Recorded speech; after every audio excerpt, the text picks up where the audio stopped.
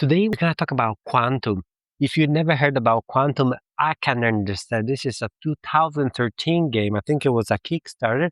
And this is area majority or area control, perhaps is better to say, with dice. This game has been out of print for many, many years, and I don't think it's going to come back anytime soon because FunForge, I think, is bankrupt or disappeared. So this game, for some people, is really a holy grail. They're seeking it.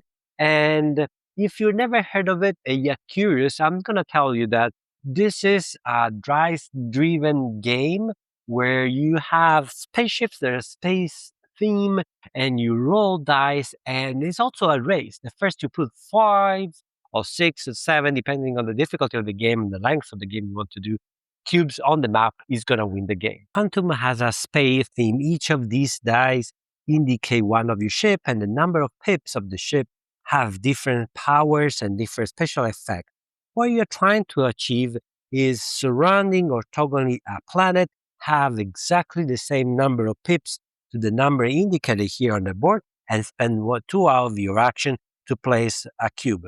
The first player to be able to get 5 cubes on the board, that's the most basic version of the game, will win the game. Throughout the game, obviously, you're going to compete for this area around the board. You're going to go fighting. You can have intergalactic combat. You can have dice fighting to each other. And when the opponent attacks you, they will roll the attack die. You will roll the defense die. You will sum the values. And interestingly, who has the lowest pip value will win the battle. So in this case, the green will win, will destroy my 6 spaceship, and they will be able to place their die over there if they want, or at the back. There are 4 different factions in the game, but when I say difference means color, because none of them has special power. They have just different names, as you see here, different artwork, but the ships do exactly the same thing. Throughout the game, you have a research die and you have a dominance die. The dominance die is very good. Every time you beat an enemy, you will increase the number of pips, and eventually, if you get to 6, you get to put a cube in any space on the board. So the game encourages you to fight because that's a very valuable way to put cubes on the board very rapidly. But at the same time, if you be defeated throughout the game, then your dominance will go down, so your progress will be canceled out. On the other hand, you have a research die. You can spend action throughout the game to increase your research value, and if you bring it to 6, you have a breakthrough. Breakthrough means that you can get an extra card at the end of the turn. One can be a permanent ability, or one can be a one-time special ability. For example, you can deploy an extra ship, so essentially an extra die on the board, very useful, or you can have momentum, you get an extra turn this time, so you can complete what you haven't achieved or really blast every of your opponents out of the board. You keep doing this throughout the game, knocking opponents out, trying to achieve the perfect number around the planet and place the cubes. And when you have 5 cubes on the board, immediately you win the game. Quantum is a lightning fast speed area control battling game. You go towards the opponents, you roll some die, you cheer when you achieve what you want, or you get very upset when a very bad roll or many bad rolls happen in a row and you're like just missing there. I like that you love the number of pips. You can try and re-roll your spaceship, and if it's the same number, you re-roll it. But it's really not the number that you want. You kind of waste some turns here. He plays it very well, Afar. I mean, this is, I think, is the way to play. I won't suggest it to any other ways. The board is very full. All the strategy are very valuable. Going for the exact numbers and at the same time go for dominance. Kill all your opponents.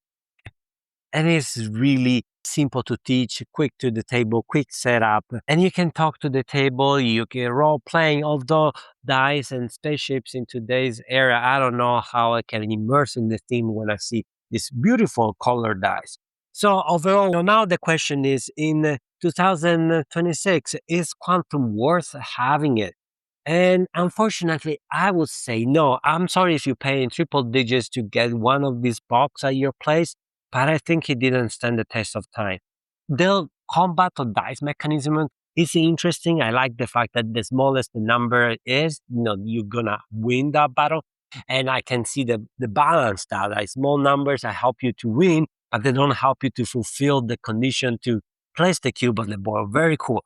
But we have four boards of this with mediocre art. I'm sorry for that. And they are all the same. In today's board game time, four identical factions don't cut it for me. They don't help me to get into the theme.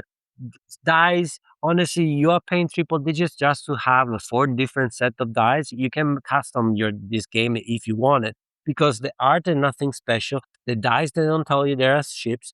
The cards they are repetitive. It's a quite big of deck of cards, but they do the same thing. And the same thing over here. Definitely, probably these are the most interesting. They give you more interesting stuff, but the engine that you can build is really meh. So it's a game fun to play, to experience, to have a fun laugh, but not to chase and not to call the whole grade. It's a shame. I would like to actually have a remake of this game. I would like to see asymmetric faction. I would like to see some sort of miniature or something that will help me get into the theme. I would like to see more cool cards here. As it is, it's fine. I mean, it works. I have fun, but definitely I'm not gonna keep in my collection. And if you made it so far, I want to thank you very much. Please don't forget to like, subscribe, share with your friends. You know the drill. This is not your first YouTube video, am I right? Thank you very much. And see you next time. Ciao.